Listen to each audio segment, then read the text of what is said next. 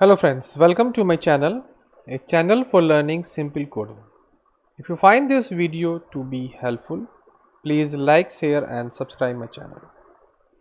In this video, we are going to learn how we can do dynamic expression rendering in React. Dynamic expression rendering is equally important as we did in last video, dynamic class rendering. So here we have an expression and here we are displaying a count value of the state property count. So if you see the output, we have here two value, no problem at all, and if we put it 0, then because of the class rendering which we did in last video, we will have the color automatically to red. I want when the value is 0, here we want dynamically the expression change and it print the ZERO 0, not the numerical 0. That I want to do. For that, I want to change this expression value dynamically. So that is called dynamic expression rendering. For that, I create one method or function here. I say check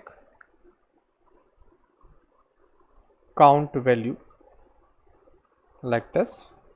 Again I just use const and I say check value equal to, I say this dot state dot count equal to 0. Then we want to put here 0, else I want to put here that would be this dot state dot count, remember that, and then return here the check value like this. So here I am typing 0 and this may be the expression also, JSX expression also, and it may be the plain text also. So here I will change this to check count value and I will call this function here. You see, save it.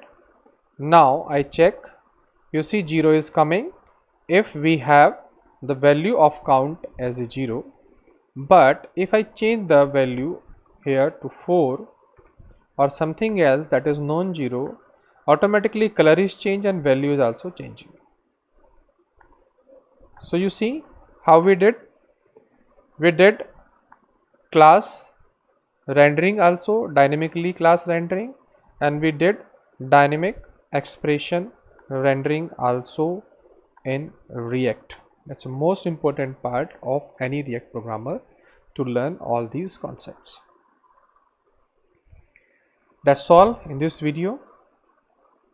If you learn anything from this video, please like, share and subscribe my channel. Thank you for watching this video.